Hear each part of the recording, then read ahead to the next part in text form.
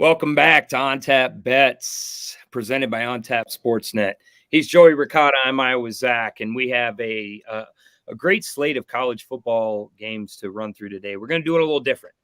We are going to focus tonight on college football. We're going to run through a slate of college football games we have plays on, and then we're actually going to be back tomorrow night to talk NFL. So we're going to switch it up a little bit this week, break up the show into two different parts, and hopefully you guys enjoy that. We'll see how it goes.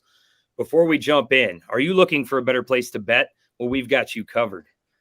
On Tap Sportsnet has a partnership with Bet Rivers, and our listeners can get a free deposit match of up to $250 just by going to betrivers.com and putting in promo code ONTAP. That's promo code ONTAP for $250 free bucks, folks. What are you waiting for? Go get it. Joey, brother.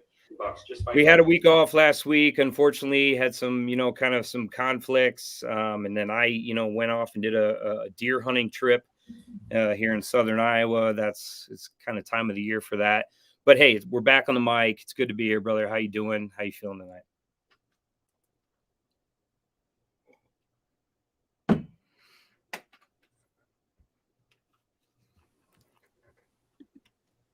Hello? Joey. Yo, sorry. I don't know. Connection issues off the bat. We're off to a great start. Yeah, man. Yeah, week off. We got to get the cobwebs out, apparently.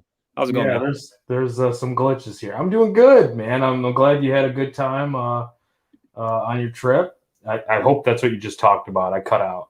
Yeah, for sure.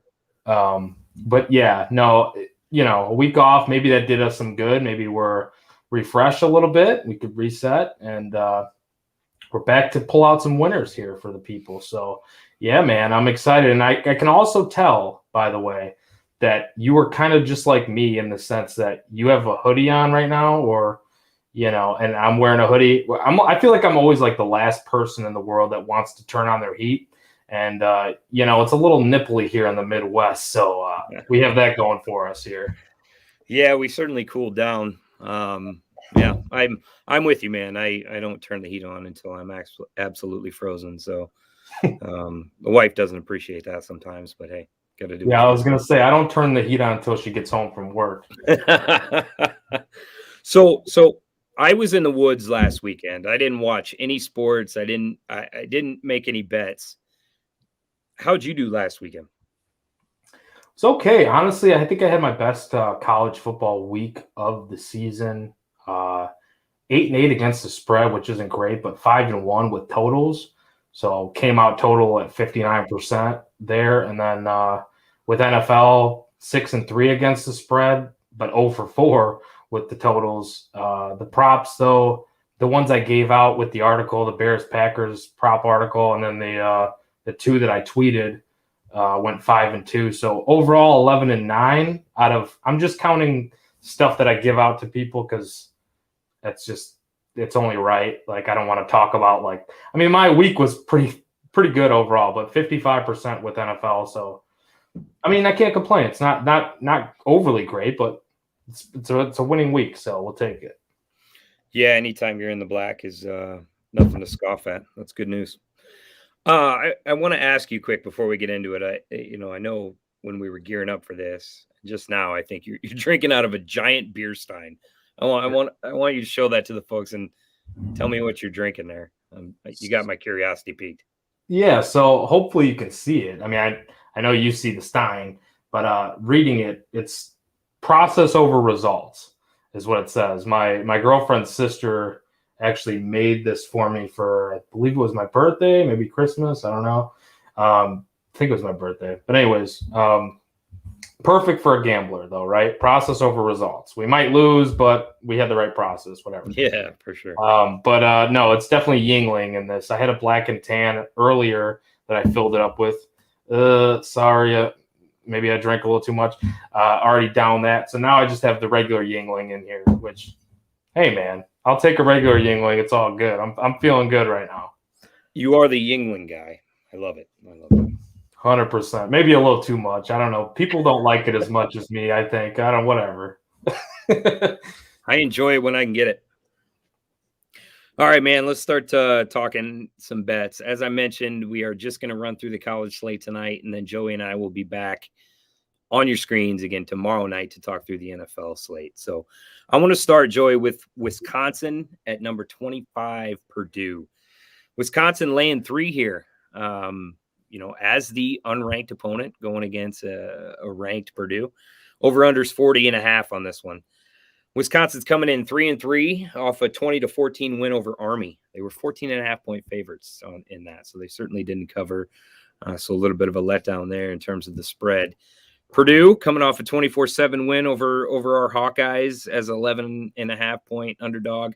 As I mentioned, I was going to say I didn't get to watch that game, Joey, but I'm going to revise that. I didn't have to watch that fucking shit show by my Hawkeyes.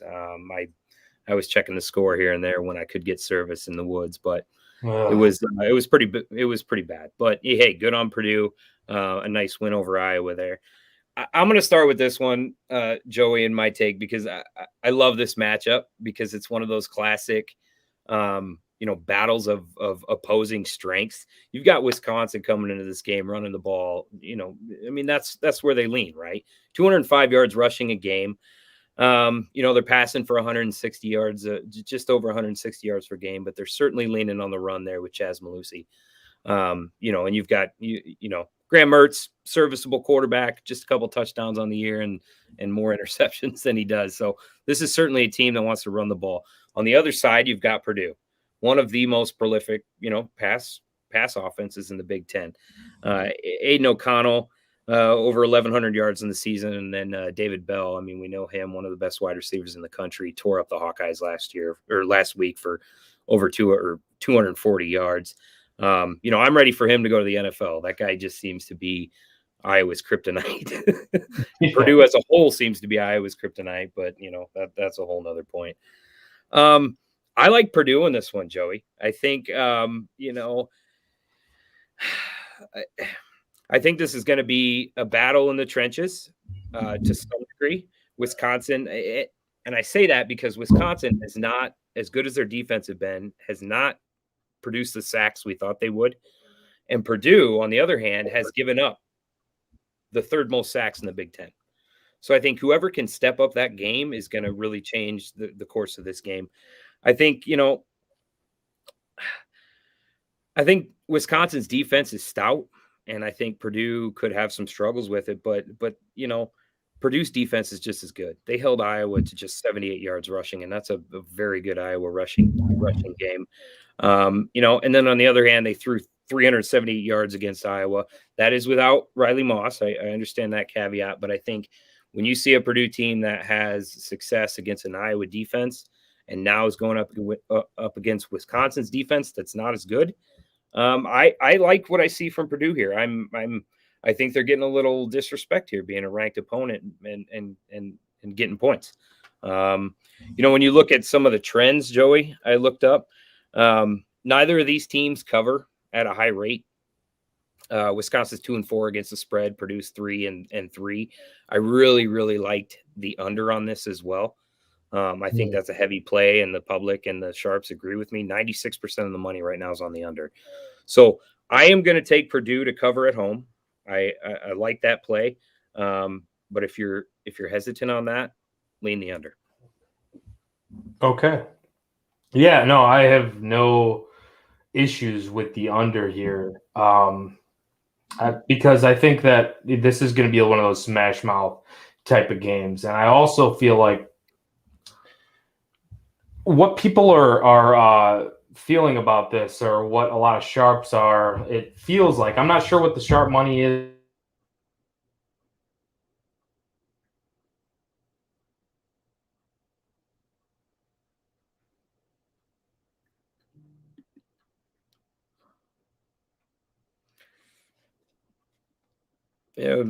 Lost Joey here a little bit again.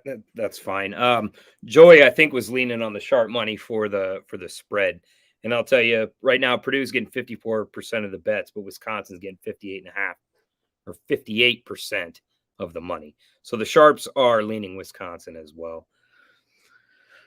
As I said, Purdue +3. That's my pick. Hopefully we can get Joey back here soon. we can maybe circle back around to that one when the time comes, or if we can get Joey back here. I'm going to move on to Clemson at Pittsburgh. Maybe we have Joey back now. Hey, bud. With us? I don't know. I don't know what's going on. I think you were leaning there. You were questioning about the sharp money on the spread, and I filled the listeners in. Wisconsin's getting just 46% of the bets, but 58% of the money. So the sharps like Wisconsin on this one. Sharps are definitely on Wisconsin. I think what it is, though, they're thinking it's a letdown spot for Purdue after a huge win over Iowa. And here's the thing. Yeah, it's our Hawkeyes. We didn't want that to happen, of course. David Bell pretty much owns our asses. He put up a career high for receiving yards, right? 240 yards, like you mentioned, a touchdown. I mean, TJ Sheffield, though, he added another 8 catches for 48 yards. I mean, Aiden O'Connell, he's got this passing game working. He's on a list now with only like Carson Palmer as far as like big games against Iowa. I mean, he threw for 375 yards, 2 touchdowns, 170.3 passer rating. The guy went nuclear against Iowa. Going into that game, Iowa had the most takeaways, and Purdue had the fewest. With only 2. Purdue picked Spencer Petras off 4 times in that game. Yeah. I mean, that's not something we want to hear, but it's just what happened. Iowa's offensive line didn't play well, obviously. George Karlaftis and company, I mean, they could really be a problem here for the Badgers' offensive line. I think Karlaftis is a real pass rushing threat. He only has 2.5 sacks on the season, but he's close to 30 pressures on the year, and he had 10+ pressures against Iowa. So he's the first player to actually do that against Iowa in the PFF era. The one thing about Purdue that could help Wisconsin, I think, they're really pass heavy, and maybe the Badgers can kind of key in on that due to their running game. 122nd in rushing yards per game. In passing yards per game, 334.2. Covering David Bell will probably be Faion Hicks, I'm thinking, for the Badgers, which I don't know how he measures up if you want to compare Iowa's defensive backs to Faion Hicks. I mean, yeah. Hankins, though, I think Hankins is still probably better than Faion Hicks. I don't know. That's just thinking that way, I guess. But the Badgers are 6th in the nation in passing yards per game allowed, only 161.5. Yeah. And Iowa was a top 20 unit in that category going into the game. So, but we've seen the Badgers, though, they've been susceptible to the passing game against good teams like Penn State and Michigan. That normally this would be a letdown spot, knocking off the number 2 ranked team in the country, I think. Beating the number 2 out of them, like their Twitter handle wanted to put. Very, very clever, very funny, but not to us, obviously, because we're Iowa fans. But even as a Wisconsin fan, I don't see how they're going to go into this game as road favorites with Graham Mertz still as their quarterback. And their starting right tackle, Logan Bruss, is questionable to play. I haven't seen an update on that, so it's just what I'm going off of since I researched it.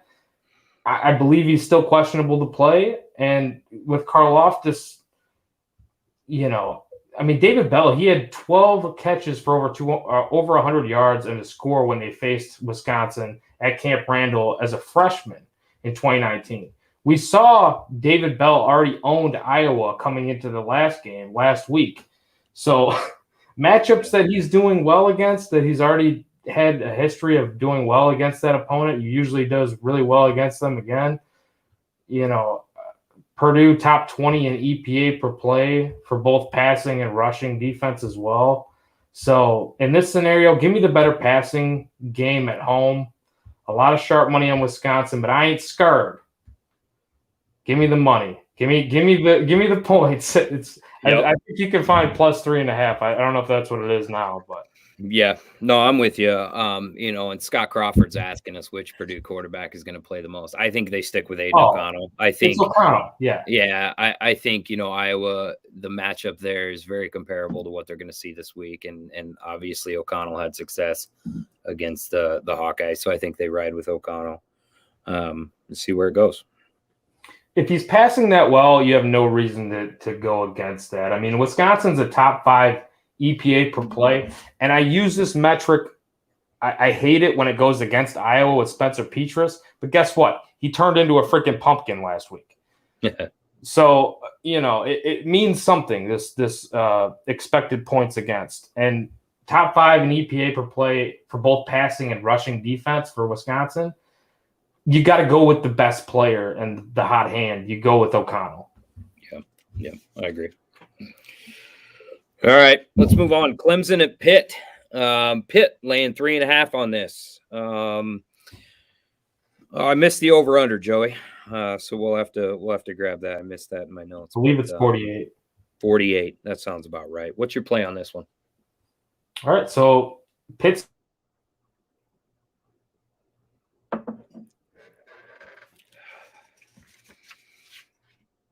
Joey cutting out again. Maybe I'll go with my play here. I'll start. I am taking the points and or laying the points and taking Pitt. This Clemson offense is just completely stagnant right now. 20.5 points per game is all they've been scoring. It's 113th in the country. Now they have a stout defense. I can't take that away from them. Just 12.5 points allowed per game, second best in the country. But I question the quality of the opponents there. Pitt, on the other hand, another. I don't want to go as far to say prolific, but one of the better offenses in the league, passing the ball at an amazing clip. Kenny Pickett is currently 5th in the Heisman race at plus 1,500. Already thrown for over 1,900 yards on the year and 21 TDs. And it's top 5 in the country. So, I mean, Pitt has just an amazing passing offense, and I'm as good as Clemson's defense is, they still allow well over 200 yards per game, and I'm not comfortable with that. You've also got some trends here that we need to address. Clemson right now, 0-6 against the spread. Now, I mean, you can take trends for what they are, but there's something to be said for that. Pitt, on the other hand, 5-1 against the spread. So, you couple that, what I consider a stagnant Clemson offense against a pretty stout Pitt offense. And Clemson has shown that they are susceptible to getting eaten up by the pass. They give up 311 yards against BC and almost 200 to a lowly Syracuse team. So I'm riding Pitt here. This is a pretty easy pick for me. Pitt minus 3.5. Joey, you're back with us, brother. What's your play on this? You're muted. You're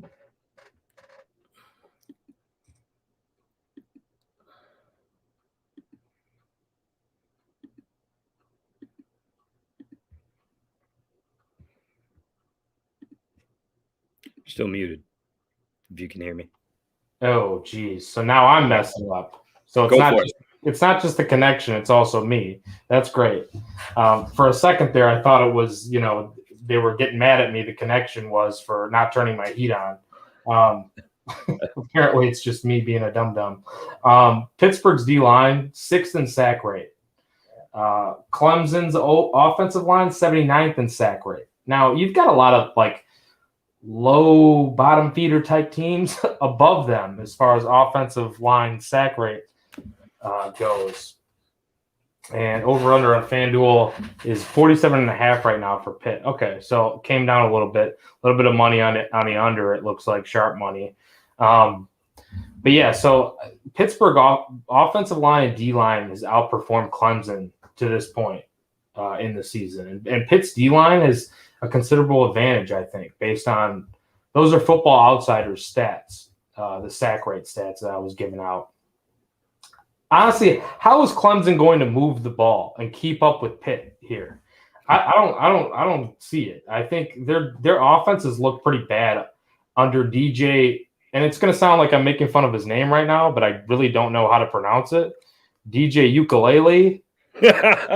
Wayungalele. How does it say it? Wayungalele. Wayungalele. All right. Okay, I can do it. On the other side, Pitt, they could have a dark horse candidate as far as the Heisman goes with Kenny Pickett. I mean, he's basically a super senior this year, and he has a 21-1. I don't know if you mentioned this or not because I was cut off. I did. 21-1 TD to INT rate, near 70% completion rate. Clemson barely beat Q's, like you said, barely beat Boston College, barely beat they beat Syracuse, barely beat Boston College, and barely beat Georgia Tech. Pitt crushed Georgia Tech, 52-21. Clemson's not going to be able to run the ball all that well. Pitt is ninth in rush yards allowed per attempt. Clemson's 52nd in pass yards allowed per game, around 215, which isn't that great when you line up how many good opponents they've faced, really, and the type of school that they are. The Pitt's worse, allowing 251 passing yards per game offensively, though. Pitt is 7th in the nation in passing yards per game. Meanwhile, Clemson is 114th in passing yards per game. So with the way DJ's playing under center right now, I don't think Clemson has the firepower, to be 100% honest with you, to keep up with Pitt. I'm laying it with them. I think there's some threes out there, minus threes, minus 3.5. I'm even fine with that. I like Pitt in this matchup. Okay, that's 2 for 2. We're aligned on. Yeah, the stars are coming together, my friend. All right, Oklahoma State, number 8 right now, going to Iowa State this week. Iowa State laying 7, Joey. I don't know yet. Over unders 47. ISU 4-2, coming off a 33-20 win over K-State. They were 6.5 favorites, so they covered in that one. And Oklahoma State coming in undefeated, off a 32-24 win over Texas. Big win for Oklahoma State as 3.5-point underdogs. I like Oklahoma State in this one. I still have questions about this ISU offense that really should be much more prolific than it is. It's just been spotty. I'm not super comfortable with it.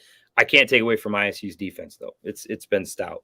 Just 154 yards passing allowed per game and less than 100 yards rushing.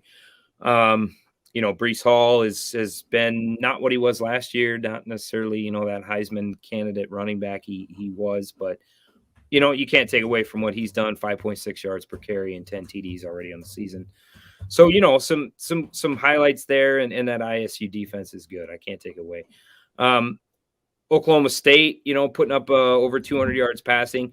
I think what people will kind of dial in on is, on paper, Oklahoma State's defense, and especially in the pass game, has been exposed a few times this year. Over 200 yards passing allowed all year, and they've had some really lopsided games in that stat. But their run defense has been stout, less than 100 yards per game, 98.8 to be exact. I think when you look game by game, Oklahoma's pass defense, while they had some early struggles in the season, they've gotten better every single game. They haven't allowed a passing touchdown per game. And as I mentioned, their rush defense is stout. So I believe that Oklahoma State in this game can contain Breece Hall. And a fun stat, or a fun fact for you, Joey. In 2 games this year, when Iowa State has been forced to throw the ball over 30 times a game, they lost. Iowa and Baylor. I think Oklahoma State contains Breece Hall. I think they force Brock Purdy to throw the ball over 30 times, and I think they lose again. So I'm taking Oklahoma plus the points. Another couple fun facts on the trends. Oklahoma State 4-2 against the spread, 2-0 as underdogs. ISU's only 1-2 covering at home. So another couple fun nuggets there. Oklahoma State plus the points. I'm good with that bet.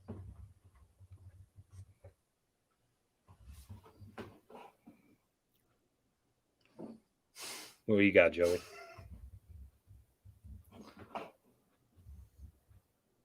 Can't hear.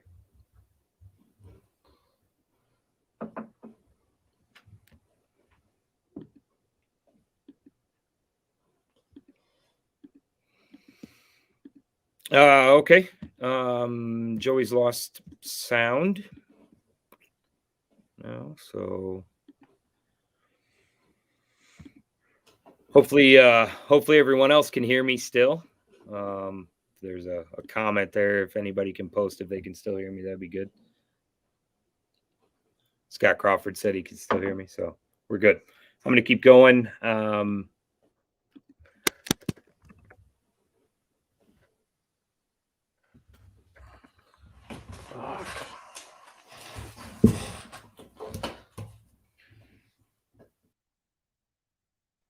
All right. I'm going to keep going. We'll let Joey come back and talk through his pick for Iowa State and Oklahoma State here in a little bit. The next game I have on the slate here is number 10 Oregon going to UCLA. This is a fun matchup because it's a kind of battle of a couple really nicely balanced offenses. Joey. Nothing. Absolutely nothing. Can you hear me? Yeah. You can hear me? All right. I don't know. I can't hear anything, but I'll just go ahead and tell you my spiel on the game you were talking about. Oklahoma State and Iowa State. I don't understand it. Let's be honest. This spread is not insane to me. I understand that.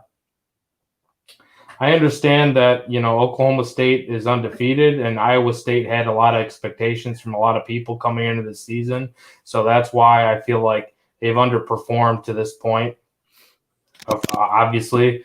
But they've played better than what the record shows. I know that too. So, the spread isn't as crazy as it looks. But, and the best advantage in this game to me looks like Iowa State's D-line versus OK State's offensive line. Yeah, I agree. Both teams have solid offensive and defensive lines. Let's put it that way. But a lot of predictive models, they show Iowa State as more than a 7.5-point favorite, given the home matchup. Not by a lot more, but it's not as crazy of a spread as it looks when thinking about an undefeated ranked team as a touchdown dog. For the Pokes, I'm not sure what to make of them completely, but I don't want to sound like I'm calling their defensive plays fluky, but there were some like there were people calling Iowa's team fluky because of the defensive plays, but Texas was leading that game 17-3 last week, late in the second quarter, and threatening to score again until Jason Taylor's 85-yard interception return for a touchdown. Now, Taylor made a great read on the play. That's a defensive play. But they were definitely getting beat up until that point. And, defense came up big again late with a 4th and 3 stop around 3 minutes left in the fourth. And then Spencer Sanders led them down for another score to ice it. But both of these teams tied for 11th, only allowing 3 yards per carry. Could be a disadvantage for the Pokes.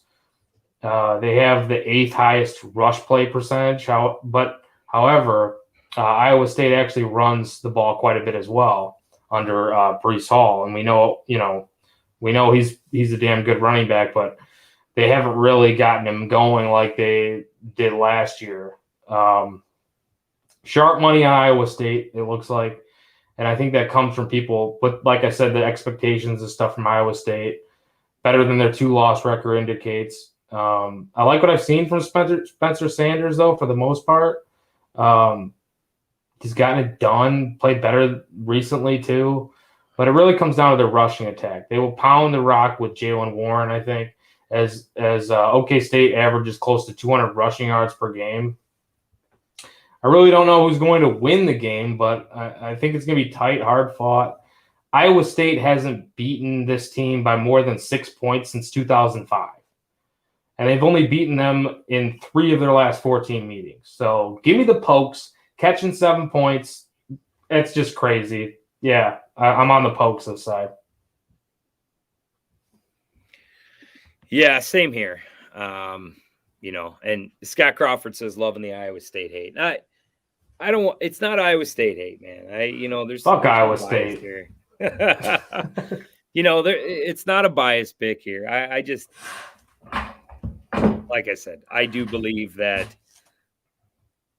I think that OK State can control Breece Hall, and I think that they can make Iowa State a little bit uncomfortable. So I'm good with that pick. Joey, if you still can't hear me, maybe switch apparatuses there. We'll let Joey switch as I run down the next game. So as I started a little bit earlier, I'm going to talk Oregon at UCLA. Oregon number 10, UCLA unranked.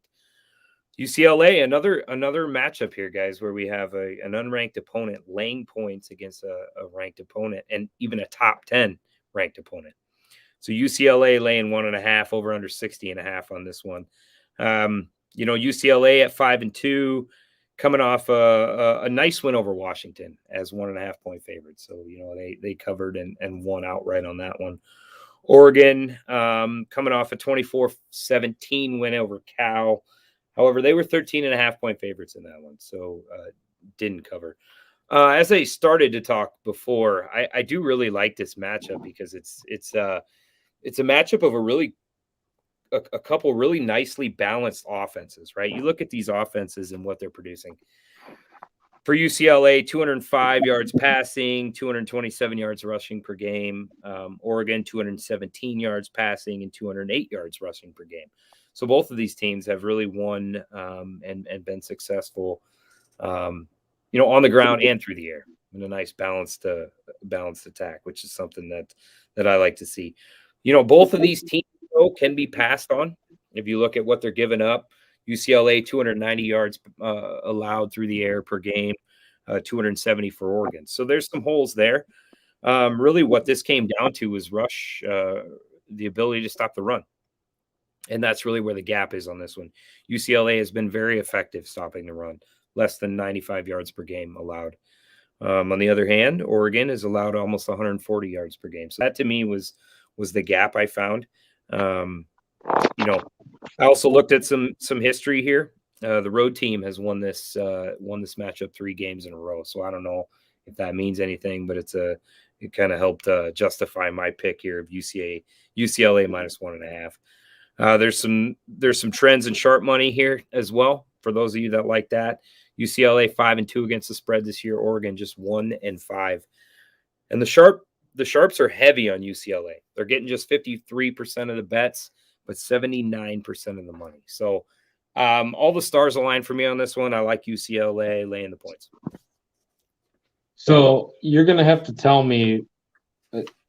My apologies for my connection issues, by the way. For anybody listening, watching, to you, Zach, my apologies on that. But you're good. You're going to have to tell me who you took in the last game, Oklahoma State, just real quick. Oklahoma State. Are we in 100% agreement to this point then? So far. Let's see where you land on UCLA, Oregon. Yeah, we're not stopping here. Good line fight on both sides. I think it's going to be a good battle. Both offensive and defensive lines. It should be a really good battle between these two teams. I think UCLA, honestly, they'll be able to get the ball moving on the ground with Dorian Thompson-Robinson, the dual threat, and Zach Carbonet. Also, DTR, he could find some passing windows, I think. I mean, on the road this season, Ohio State and Stanford, Oregon has allowed 357 passing yards per game in road matchups this season. So I think because of their win over Ohio State, Oregon's kind of getting a little bit overvalued here in the market. And they've played opponents that you would think are worse than them, closer than they should be. Like, I don't understand what they're doing against some of these teams that they're playing. So, I mean, UCLA is not too terrible. To me, this one's a little bit easier than maybe it should be. I'm taking UCLA laying the 1.5 here. Chip Kelly gets a win against his former team. So, it's not crazy on the spread. But, I mean, if you want to parlay this, too, with the money line parlay, fine with that. I like UCLA here. Yeah, this is just, this is the second game of the slate, Joey, where you have a ranked opponent in the top 10 getting points against an unranked opponent. And it's stinky. You know what I mean? Like, I can't think of a better word. The spread's just, I don't understand it. What's this mean for the ranking systems? We'll see. But some of these are fishy, right? Like that Oklahoma State game, it feels fishy. Like something doesn't seem right there. Same thing with Wisconsin on the road getting favored against a ranked team. Agreed. Like these games this week, it just seems there's something off with these lines, and I hope that we're just not on the public side or wrong side of this. But the numbers don't make sense. You know what I mean? Yeah. But no, I'm with you. I really like what Zach Charbonnet's been doing since transferring over from Michigan. 797 yards and 7 TDs this year. So he's done well, and I think he's going to have success this week. So, yeah. All right. Well, we're aligned on that one too. Let's go to the next one. LSU at number 12, Ole Miss. Ole Miss laying 9. The over/under is 76 points. So expected to be a pretty high-scoring affair. Joey, I'm going to let you start with this one. Let's see what you got to play on this. Sure. I mean, we're probably going to be different on this one because I don't have a side. I'll just say that from the beginning. But I no more Ed Orgeron. I mean, but he's still there coaching. He's like a lame duck. I don't know. It's such a weird situation, right? I mean, I don't understand how you could tell a guy, well, you're not coming back next year, but please coach the rest of the season. Definitely. I really don't understand that. But he's going to finish the year out. Obviously, what does that mean? Does LSU come out more amped up, or are they mailing it in? Last week, I don't know what they're how healthy, of course, on the other side, too, for Ole Miss is Matt Corral. I don't know how healthy he is. I mean, he's not in very good shape, according to Lane Kiffin. That's what he said on Monday. And he didn't feel good about Corral's chances of playing. So, I mean, look, I'm not going to attempt to figure out what that means or if he's going to play or not. But what I do know is, Corral, and we talked about this on the show too with Ole Miss. They're more run heavy than they are pass heavy. As much as we want to think of them as this air raid offense, they're actually more rush heavy than anything. Ole Miss actually runs the ball a ton, and Matt Corral he accounts for a lot of those yards. He's a rushing quarterback. Mississippi's defense isn't good, and Tyrion Davis-Price, he should be able to run the ball all over them, but I mean, he's already over 1,150 yards rushing. So I mean, he just ran for 287 against Florida and 147 against Kentucky, but that's kind of the transition though LSU's made over the last 2 games. Running a lot more. I don't know if Ole Miss can be average against their attack, both sides running the ball a lot, including, you got guys like Henry Parrish Jr. and Jerry Ely for Ole Miss. I think the clock's going to bleed here, barring a ton of explosive plays, which could happen, but I'm going to take my chances here. I don't know which LSU team's going to show up and come out and play, but I do like the under. 76.5 is what I found it. I don't know if that's what you said, but I like the under in this game. Yeah, at the time of writing, it was 76, but 76.5, whatever you want. I was leaning under too. I did take Ole Miss and laid the points. I mentioned when I kicked this off, it was Ole Miss -9. I actually found this at -7.5 on an alternate site and early. So I'm taking that. I agree. The questions about Corral are concerning. I also think, this guy's gunning for a Heisman, man. I think if there's any way he can play, he's going to play. LSU has been just too damn spotty for me to back them. They've been exposed several times by the pass game. 350 yards and 4 TDs last week against Florida allowed. The only reason they won that game is because they picked off Richardson and Jones a combined 4 times. 290 yards given up against a Bo Nix-led Auburn, which we've talked about a lot. 370 yards and 3 TDs against a Will Rogers at Mississippi State. Excellent quarterback. So, I mean, LSU has been exposed when they go up against a quality quarterback. And, if Matt Corral goes, I mean, it's over, right, in my opinion. But in the end, this defense has been too spotty for me, even on the ground. They allowed 330 yards against Kentucky on the ground. So they've been eaten up through the air. They've been eaten up on the ground, been inconsistent. I'm going to go with consistency here. I'm going to take Ole Miss minus the points.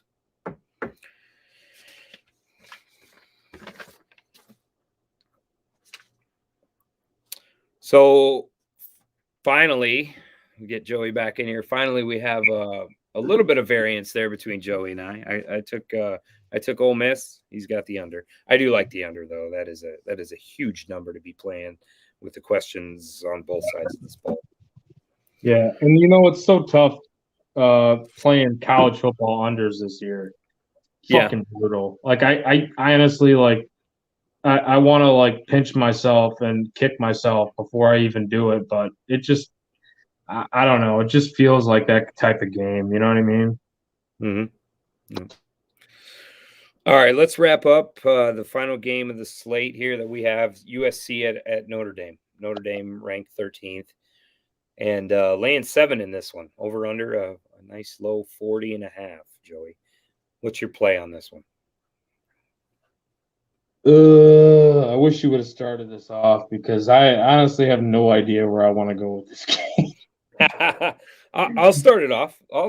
Sure. Yeah, I'm looking to hear some opinions on this game because my bias is kind of kicking in with being a Notre Dame fan as well as Iowa and Wisconsin, and I don't know, my gut and my heart are saying something, but I want to hear what you have to say about this. Yeah. So when I look at it, I mean, Notre Dame to me is I still don't know what to think of that offense, right? I still don't know. I mean, Jack Cohn, 1,208 yards passing, 10 to 3 touchdown interception. He's been serviceable. They're only rushing 96 yards per game. The offensive line has been inconsistent, hit and miss. The defense has been okay, I guess. USC, on the other hand, has been very successful through the year. And so I'm sitting here looking at this. I didn't know either. This was a very difficult one for me. What I ended up going with, Joey, is some trends here. And trends with the teams, I should say, not on the bets. So what I found is that USC in their game so far has performed when they can really have a nice balanced attack. When they've won, it's been because they've been able to have success on the ground and through the air, setting up play action, running the ball, setting up the pass, going with that. When you looked at their losses in the season, so you look at Oregon State and Utah. Keaton Slovis, 350 yards passing, but the team in that game, in both of those games, rushed for less than 100 yards, and they lost both of those games by 16 points. They're not going to run on Notre Dame. Notre Dame's run defense is gonna stuff them, and I think it's going to be kind of a trend like you saw there. I think USC is going to have to throw the ball all over the place, and I'm not sure. I mean, we haven't seen them be successful doing that. Then you look at some of the trench numbers. Notre Dame 24th in sacks, USC 67th in sacks given up. So you couple the fact that they're not going to be able to run on Notre Dame. They're going to have to pass the ball almost exclusively, which we've seen is not a successful pedigree. And then you're going to have Slovis with pressure all day. I like Notre Dame. Give me the points or lay the points. Give me Notre Dame -7. All right. So, like I said, I have no idea. This is not something I'm firing on. I'll just say that. I'm not actually putting a bet in on this game because if I do, I just am going to have nightmares, I feel like, if it doesn't hit. So, but anyways, my gut and my heart, what they were telling me, what they do tell me is Irish at home, night game. But it's not something I'm overly confident in. I also kind of like the under. in this game because I feel like that's a lot of points with the Irish's good defense and lack of quarterback play. Like you said, Jack Cohen, it could be Tyler Buckner getting some snaps here too. Does it even matter who's playing quarterback for Notre Dame? I don't think either one of them are really that great. It's just is what it is. Notre Dame's won the last 3 meetings between these two. It's a big rivalry game. Somehow, as terrible as the playoff picture looks, though, for Notre Dame, they're still in it, right? They're still within striking distance because they are Notre Dame and they've only lost 1 game. So, I don't think they should be, but that's the truth of the matter is, especially as sloppy as it is right now with all these teams kind of bunched up near each other. You got some undefeated teams, but easily some of these teams could have a loss on the record in the near future. So they have something to play for. USC is playing under an interim coach. This game is very important for the Irish. Like I said, both teams coming off the bye, though. I think that means something. Both of them are coming prepared. But you have an interim coach on one end, and you got an experienced head coach on the other side. So who wins that matchup? I would give that to Notre Dame. Keaton Slovis, in my opinion, he's pretty awful. That's just what I feel. His main target, though, Drake London, obviously he's unreal. I mean, he could be a hot commodity come NFL draft time. I think he will be during draft season. He's 4th in receiving yards, 2nd in receptions for Notre Dame. Somehow they haven't been able to get the ground game going with Kyron Williams and Chris Tyree, but somehow they're averaging over 30 points per game. The same goes for USC. So you can see why the total is what it is because of that. But on the other side, Notre Dame's allowing 24 points per game and USC about 27. So, doesn't matter. I don't know. USC just allowed 180 yards rushing to Utah. So I think this is a game where Kyron Williams actually does get it going a little bit. Opening up maybe some passing lanes for Avery Davis, Michael Mayer. Hopefully he's not too banged up for Notre Dame, but the Irish defense is just much stingier, in my opinion, than USC's. USC ranks 100th in sack rate, their defense. That should help a struggling Notre Dame offensive line, in my opinion. So if I had a lean, I would take the Irish laying the points, but I do like the under in this game because I feel like Notre Dame gets the ground game going enough to – it's not going to be like a shootout like some people think, I don't think. Yeah. Good call. We are aligned on every spread, Joey. I don't know what to think about that. I don't either, but I did mention before we came on here, I did say I have a feeling we are going to be in a lockstep with a lot of this because it seemed pretty clear cut. And I don't know if that's a good or bad thing, but all I know is me and you think pretty logically when we look at this stuff. So like I said, I don't know if it's a good or bad thing, but yeah, I don't know. We'll see. We'll find out. So we ran down 6 games. You got to pick one, Joey, and I'll pick one for your crack 'em lock of the week. The last time we recorded, I'm pretty embarrassed, but I missed the locks. We're not going to miss them this week. What's your lock? It's all good, but in order to actually have the crack 'em locks of the week, I feel like you actually have to crack them. Crack them. Crack them. All right. So I just love that Pittsburgh game. Okay. I know, I understand Clemson's probably better than, they've shown.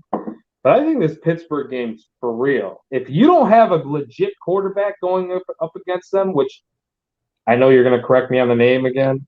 I already forgot how you corrected me. Against DJ Ukulele, I know. Uyunglele. The instrument's not going to be working against Pittsburgh if you don't have a legit quarterback against them. So I'm taking Pittsburgh. That's my lock of the week. I like that. That was my first reaction.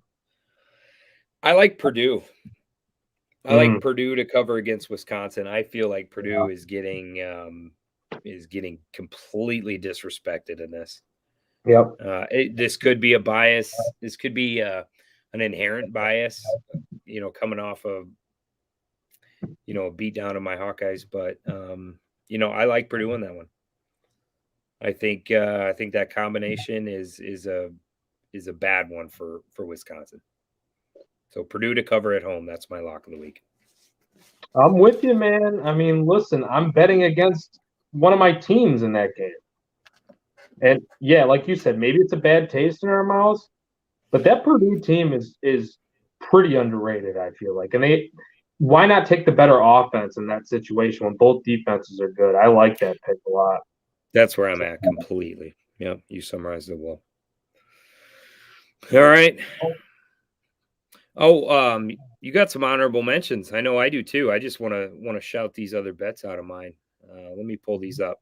I'm just going to run these down. These are just some other college bets that are on my slip. So tomorrow night, actually, I've got Memphis -1.5 against UCF. I really like that matchup. There's a lot of sharp money I've been following on that one too. I usually don't play huge spreads. Like, they make me kind of nervous, but I like Oklahoma -38.5 against Kansas. I think, Oklahoma's kind of revitalized with Caleb Williams coming in. You have, let's talk about how fucking crazy that situation is, right? You have Spencer Rattler, who's supposed to be a serious Heisman candidate. A favorite coming into the season. Yeah. Getting benched. And now you have Caleb Williams getting plus 3,000 for the Heisman. I mean, but I think this Oklahoma team is coming in just reinvigorated, just going to go ham on this Kansas team and beat them by like 45 points. So I like that one. I like Kansas State in a pick'em against Texas Tech. Okay. Got a feeling about that one. And then a little under the radar game, Texas State against Georgia State. Texas State is getting 10.5 points in that one. So those are 4 additional games I'm adding to the bottom of my bet slip.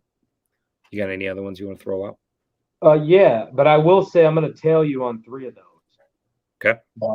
The one that I want to ask you about though, are you worried at all about?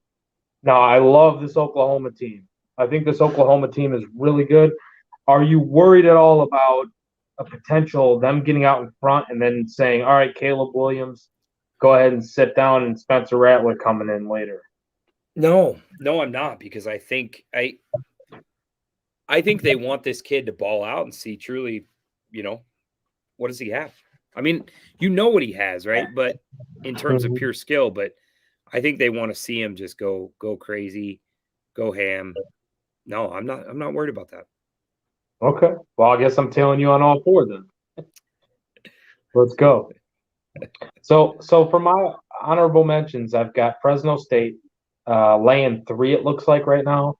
I know you can find that at least. I don't know if it's the 3.5 consensus, but I found a 3 before we hopped on here. Hopefully it didn't move too much since then. But Jake Haener at home, he's an underrated quarterback. Nevada ranks 102nd in passing yards per game allowed. On the other side, you got Carson Strong. He's also a very good quarterback. I believe he's top 10 in the yards per game, which Haener's top 5, I think. But Fresno State, though, they defend the pass pretty well. 12th in passing yards per game allowed, and 1st in completion rate against. So I really like Fresno State here at home, -3. And then the other game I have is Boston College, getting 5.5 points. I don't understand it. Louisville's not anything special. Boston College they've played in some tough games this year, and they're getting underrated in this market. I like the plus 5.5 for Boston College as well. Those are my 2. Love it. Okay, as I mentioned, we'll be back tomorrow to talk about some NFL. But hey, until then, happy betting. Cheers. Salud. Hopefully my connection's way better tomorrow. We'll get that figured out. Yeah, man, we will. Have a good night, guys.